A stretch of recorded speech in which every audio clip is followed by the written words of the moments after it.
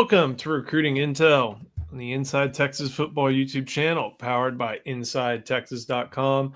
I'm Joe Cook. We got Justin Wells. We got Coach Dub. It's Tuesday afternoon. That means it's time to talk recruiting. So thank you for joining us. If you're here, make sure you like this video and subscribe to the channel, bringing you recruiting pretty much every day if you can get the questions in on the live. But Tuesdays and Fridays, we talk on these videos. So make sure you like the video and subscribe to the channel. And of course, if you've not done so yet, make sure you head to InsideTexas.com. You can join today. Get 4 months for $1. You get the best from all of us at Inside Texas. You get the best from everybody on the On3 network, including Steve Wiltfong, who had some notes up. We'll have some more notes up later, but we got a few guys to talk about today. First off, and I'll get the banners up later, but we got to talk about David Bailey, the Stanford transfer who jumped into the portal right after Troy Taylor got fired. 30-day portal window opens. This is someone who has basically been a 3-year pseudo starter for the Cardinal. Not a lot of success out at Stanford. And, edge is a position that, Justin, you would think you just kind of rely on what you got coming in the high school ranks. But Texas bringing him in for a visit. Already saw Lubbock to see Texas Tech. Has plans to see UCLA in the works as well.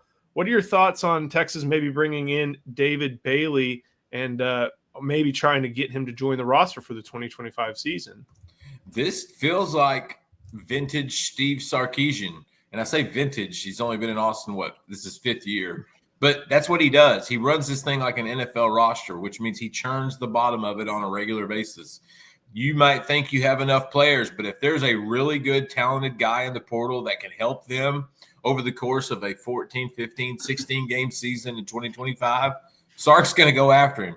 He's done this cycle after cycle. He'll continue to do it. It's kicking the tires to make sure they have the best roster possible going into this next season. And so, and if you would have said one position that probably doesn't need, an infusion of a portal guy, I would say edge. I'd say there's tons of talent on edge, veterans, rookies, in-betweens, and also this Colin Simmons guy. So it's almost like, oh, man, do they really need this spot? But we know how Sark operates. If he thinks David Bailey can come to Austin and help this team win in 2025, he'll pursue him. He'll put the effort into him. And then I'm curious what Charlie has to say, because he's got more of an evaluation report from one of his sources in the industry. But for me, I'm at the macro level, and I'm thinking, man, do you really need edge? Charlie will knock out the micro. Hey, I'm kind of curious what you think the bottom of the roster is for this position with who they've got on it now. It seems like an addition near the top. I think overall you have a lot of stat guys at the position. You mentioned Colin Simmons, and of course probably Ethan Burke running with the ones over there at the jack position. But I think if you want to keep Trey Moore inside linebacker, shoring up depth at Buck isn't a bad idea, because if you go behind Colin Simmons, who is it going to be? Is it going to be Zena Umeozulu? And do you want to play someone who we have a lot of respect for, but who hasn't seen a varsity snap yet, or a 3-year starter at a power conference? It's that type of balance that I think Texas is looking for. And I know he's got some lofty PFF grades. He's not going to come in and be a starter no matter what if Texas were to get him. And he's, like I said, he's got these lofty PFF grades.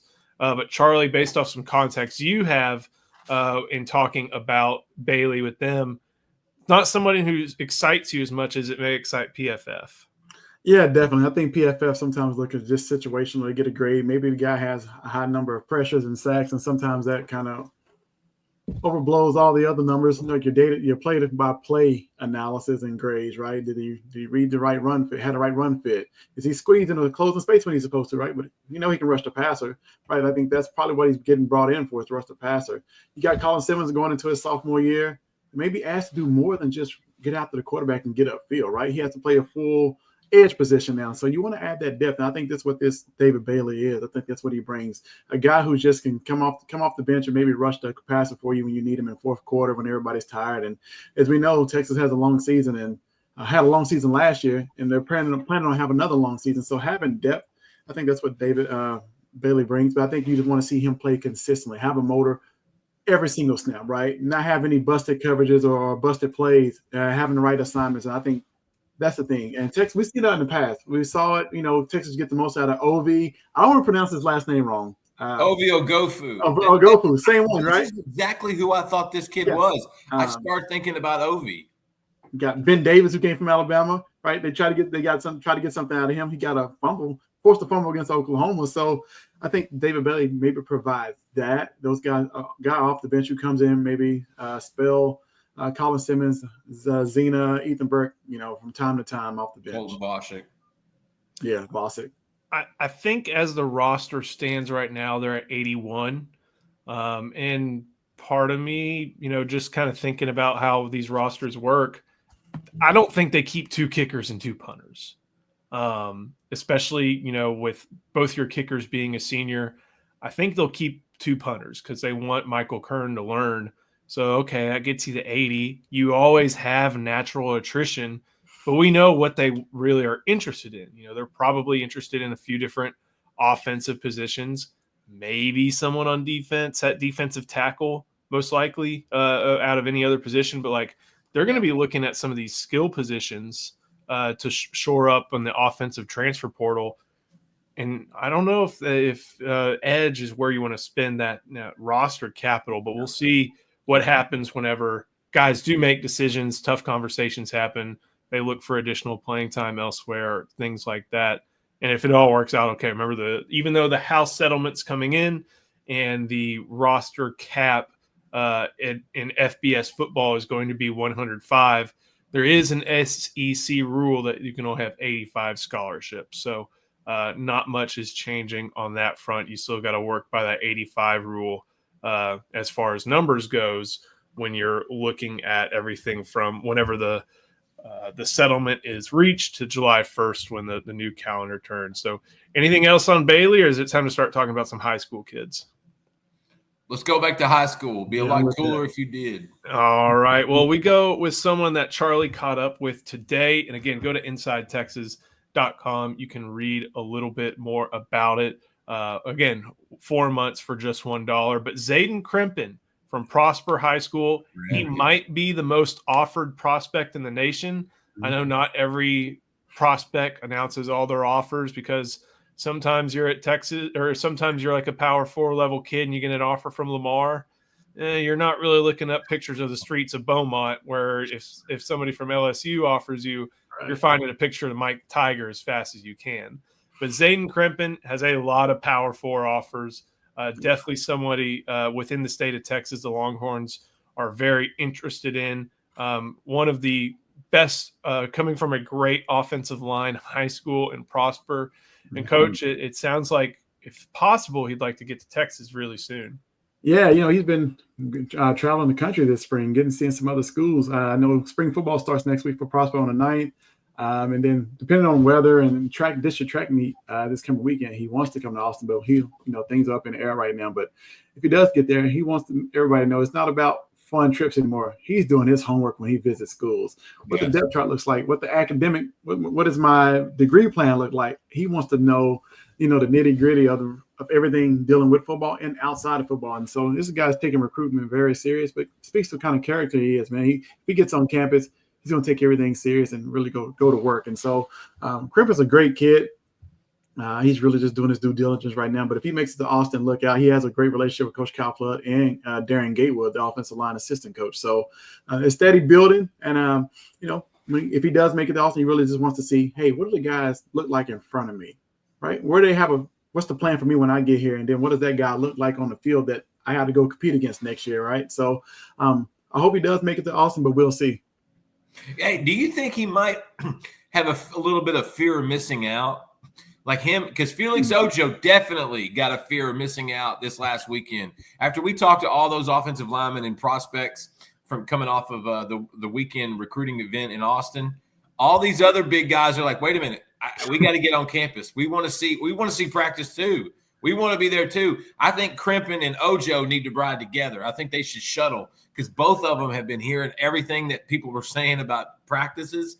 and they want to go watch Trevor Gooseby. They want to go watch DJ Campbell. Yeah, they they want to do. go see Cole Hudson and Brandon Baker. I promise you, Crimpin is paying attention, just like you said.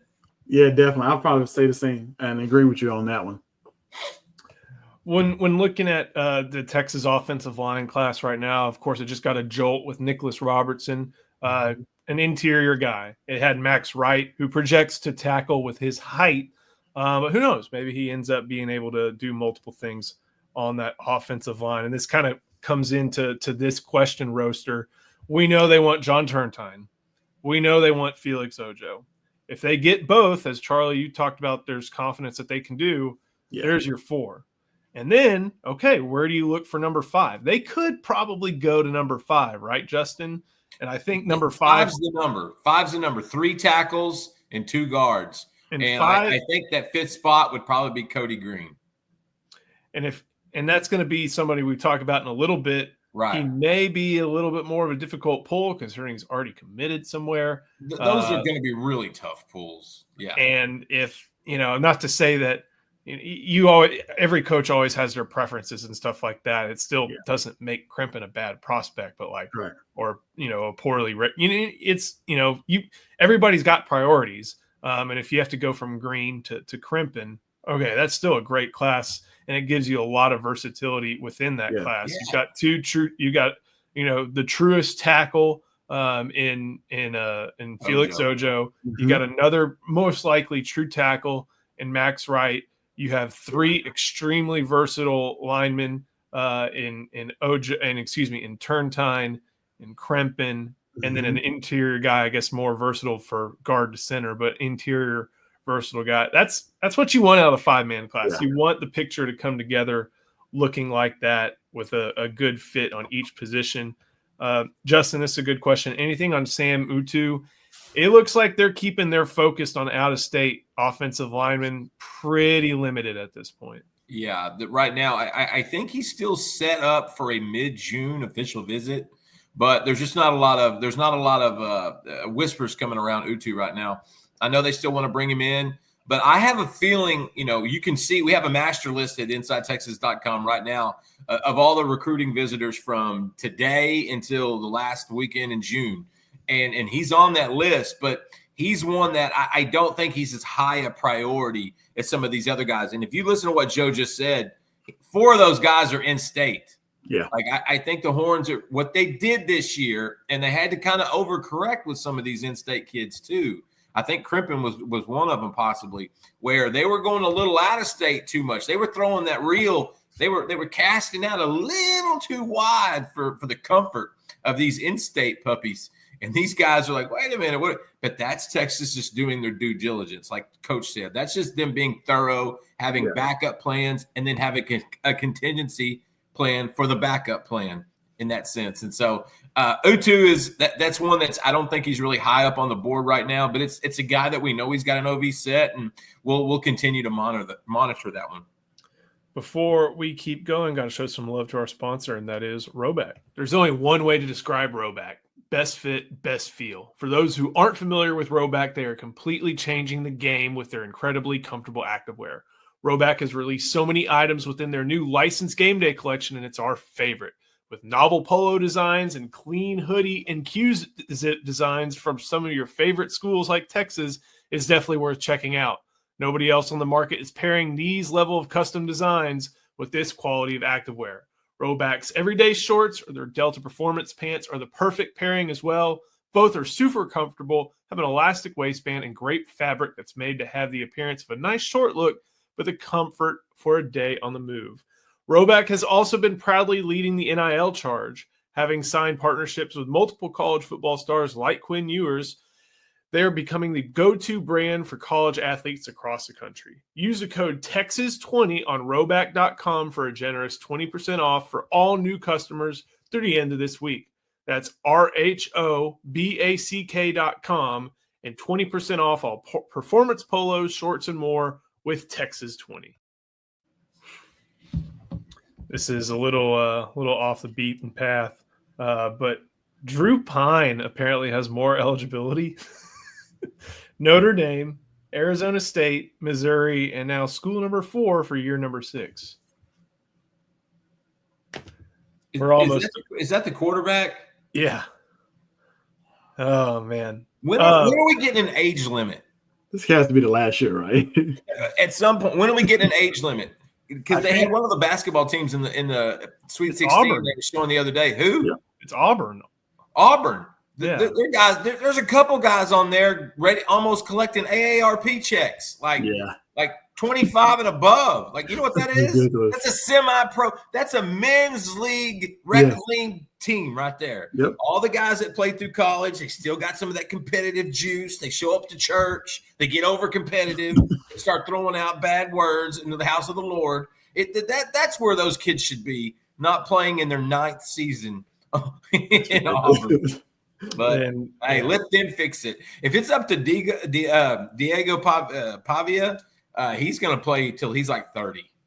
So. It's a land of opportunity, right? Justin, what about this? Sam Roseborough. That's another name we forgot, and definitely someone that I think needs to be considered on the radar. Dude, Sam is a dude now. Like he's one. He kind of reminds me of the kid that we saw this weekend in Caden Scott, the 6'6", 292 offensive tackle out of San Antonio Roosevelt for 2027. Going to be a potential future 5-star. Roseborough kind of gives me that vibe because he has that frame.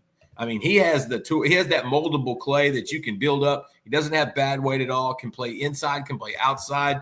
I think they would love to take him, to be totally honest with you, even with the guys that they're already focused on. I think he'd be a guy that they would consider. But if he's just wanting to play tackle, I think that's going to be tougher, especially with Texas' position with Ojo and Turntine. Ojo, Turntine, and Max Wright would probably shut down offensive tackle recruiting for the cycle, most likely. And I think that would kind of – Roseborough might be out. But look, that kid's got a lot of upside. He's got a mom in Austin. He has a lot of he really likes Texas. They have his attention. We just have to figure out exactly if they're going to skip over a few in-state kids for him. Right now, I don't think they will. Let's keep on moving. We'll talk about some of the visitors that made it in this past weekend, and probably Justin, the big one, Xavier Crowell, Jackson, Alabama. I think he's a top 25 prospect across the board. And this was his first opportunity to meet Chad Scott. We got some good returns from Crowell from his first. Is this his first visit to Austin, or had he been before? This was first. So how is Texas looking, especially now that we know that Javian Osborne has a top 2 that doesn't include Texas, that Amari Latimer is looking unlikely with Tashard Choice to the NFL. How big was this for Texas in running back recruiting in the 2026 cycle? It was really big from an optics standpoint, in my opinion. Now, they did really well, and they're squarely in this recruitment after last weekend. They gave Crowell the red carpet treatment. He was there for 2.5 days. It went really well. He hit me up as soon as Saturday was over with, and just loves Chad Scott. He loves the fact this guy just showed up, he said, about a month ago, and he's already got the running back room looking well. He's already doing well in recruiting. I can't get past Crowell in state. I feel like Alabama and Auburn are just going to be just battles to get this kid because that's where he's grown up, and those are the 2 schools he's kind of always liked. And so I think Texas is in the mix, and he even tweets out how much he likes Chad Scott and how much he likes the opportunity. He's seen what everyone else has seen. Bijan, Rashawn Johnson, Jonathan Brooks, Jaden Blue. 4th string running back Trey Wisner goes for $1,000 in yards last year. They're all seeing the same thing. It's a very running back friendly style. And Sark, for all his passing exploits, loves handing off the football. And so Texas is squarely in this. And listen, in this day and age, when the horns are locked in on a kid, they got a shot as much as anyone in the country. I think they moved the needle. I think they did a great job. Crowell was so just gushing over Chad Scott and hanging out with Trey Wisner. I don't know if there's a better guy. If you decide, hey, I got a player I want to host, Trey Wisner is probably the best example you could ever imagine. Just so down to earth. Texas is in it. I don't like Alabama getting that last OV in June. I just don't. Yeah. They're going to get him back on campus for his official, I believe it's June 6th through the 8th. I don't like Alabama getting that last one, but it's going to be a battle. Chad Scott's decided to put on his gloves. They're going to box it out, and for good reason. Crowell is a guy that you go to the mat for.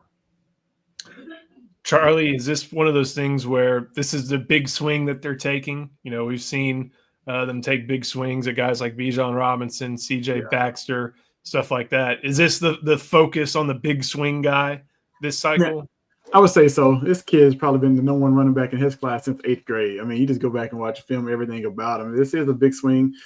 He'd be a great get and a great addition to the class, man. I think this guy does it all, from running, catching the football. You can put him in a return game. He can do that well. So he's just like one of a kind type of running backs.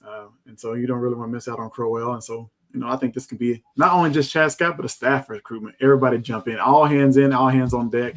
We need this guy in this class.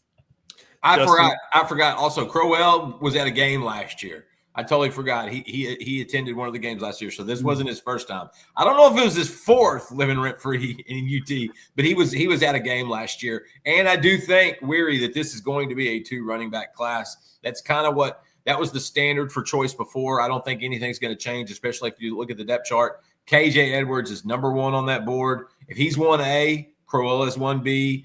And so that, and if for some reason they can't corral Crowell, well, I don't know how I said that as well as I did. There's a kid up in Buffalo, New York that really has Chad Scott's attention. That's Elijah Kimball. And so he's another one that Texas fans need to kind of get used to his name. You don't always expect going up to New York to find a talented tailback, but Chad Scott did. And so he's just another guy in the mix, but it's a 2 running back cycle. Can y'all ever remember a Texas versus Syracuse recruiting battle? Royal Ivy. Okay. There we go. It's been 22 years in another sport, maybe 23 years in another sport. Maybe Terrence Rencher too, but Ivy for sure. Yeah. Well, we'll see. That's back when Penders was hanging out in New York every other weekend. He'd go to Rucker Park for his point guard every cycle. That's just what Penders did. It was brilliant. If there's a running back Texas is interested in from Buffalo, New York, I'm sure Fran Brown has his phone number memorized. Oh, man. This is the worst time to battle Syracuse. And I know we're being facetious, but Fran Brown is a guy I'd play for. Like Fran Brown, I could look, he's going to do some great things up there. And that's a place that used to have a really strong football tradition. Fran Brown's bringing the Orangemen back.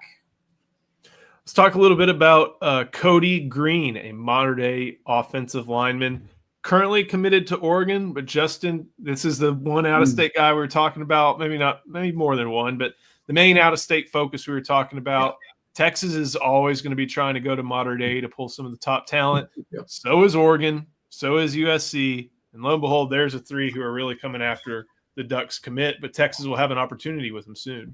Yeah, and, as we've seen, the Ducks, sometimes they can lose guys throughout a cycle. And this would be one that Texas would love to grab. Cody Green, to me, I think he's a numbers buster. I think if they get who they really want to focus on in this cycle at O-line, and they still have a chance to get Green, they would still add him. Like you don't tell Cody Green no. You just can't. I think Eric even made a point on the message board yesterday or a day before about he might be the most NFL safe draft pick type guy that we envision when we see these classes to classes. Cody Green can do a little bit of everything. And he's got a great example in Austin of Brandon Baker and Spencer Shannon and those guys. And I promise you, Mark Bowman is going back to Cali to say the same thing, but it's still going to be tough because it's not just pulling him from Oregon. USC, we have seen what USC is doing from an NIL standpoint in the last 3 or 4 months. They are trying to really make that a focus, and they've done pretty well with some of those guys so far. Of course, it takes – you still got, 7 months, 8 months left? Yeah. And that's what Texas is so good at. I believe it was it was Ojo told Charlie a week ago he loved the recruiting approach from Texas, from Flood, from the lack of pressure. Mm-hmm. We heard that again Saturday from recruits. That was one thing that Nicholas Robertson had said. He said, they'd always stayed in touch, but they never pushed me. They never pestered. They just stayed in contact. To me, that's Cody Green 101. Just stay in the race. Just give yourself a shot. it's kind of like Justice Terry last year. Once they got into the mix, just hang around the rim, because in this day and age with NIL, with so many things going on rosters, you just don't know what could happen at the end of the day. And so Texas doesn't need Cody Green as much, but you take him any opportunity you can get. I would have him a little bit higher than Roseboro. Green's just already got a college-ready body. He's been playing college-level competition already. Like, Green's a dude that I think no matter who they get, he's a numbers buster. So I think during the course of the show, Hayes Fawcett tweeted out that Chris Henry, and this is going somewhere, don't worry. Chris Henry Jr., who's at Mater Dei, probably the best wide receiver in the country, said he's shutting his recruitment down, not taking any officials, all that. We know Texas was after him. We know Texas after Mark Bowman. We know Texas after Cody Green. Sean Scott, Caden Dixon Wyatt. Yeah. So, okay, here we go. I'm going to put the number at 1.5. 1.5 Mater Dei Monarchs signed with Texas in this 2026 class. Over or under? Under. Wow. Yeah. He'll get one. Yeah, I think that's why I set the number. That's why I'm. Yeah, they'll get one, and I think the one they'll get is the RPM. Charlie put in. Definitely. I like the sound of that. Who is but also that's what I just want people to understand with Cody Green. If they have 5 guys committed and Cody Green says, "Hey, I want to jump in the boat," they're getting him in. Go get the life jacket, because he's coming.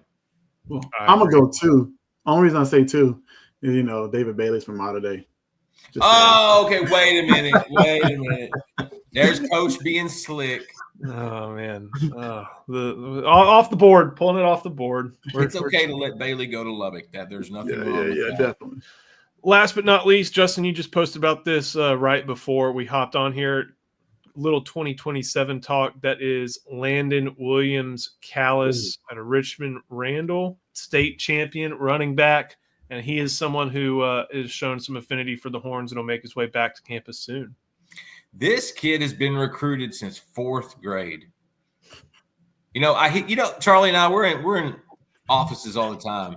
And what do we hear? Oh, that kid's been getting offered. He's been on the radar, coach's radar since 8th grade. Yeah. He's been known since 9th grade. Landon Williams-Callis has been known about 5 years after he was born. Like, there's something about this kid in that area, in that region. Like, he already has like prophet status within that community, and and that was before he won the state championship. That was before he was one of the main cogs. Hey, I love also Brian Randall, the head coach out there. You talk about a great man, a great coach, does so much for his kids. Landon Williams-Callis, number 2 kid on 3 industry rankings in the country. Texas talks to him on a regular basis. Chad Scott's been connecting with him over the last month. I was able to catch up with Landon a little bit earlier today, and he's going to be coming in for an unofficial visit on April 12th. That looks like that's going to be the next big recruiting weekend. This next coming one's only going to have a handful of guys that come in, but in April 12th weekend, that list is getting longer. Check us out at InsideTexas.com. We continually update that list. But look, Landon, don't want to look too far ahead, but we always have to have an eye towards the next class. And Landon's a guy that's, you talk about Zayden Crimpin level offers. Yeah. I don't know if there's a school that hasn't offered Landon. And he's not your stereotypical running back size. He's almost a little, you would think, small. He doesn't play small. At all. He is a pinball wizard. Yeah, that's right. I went to who. This guy can bounce. He's like on Gummy. Remember that cartoon Gummy Bears? And they would just bounce around. He's like on gummy bear juice. Maurice Jones-Drew 2.0.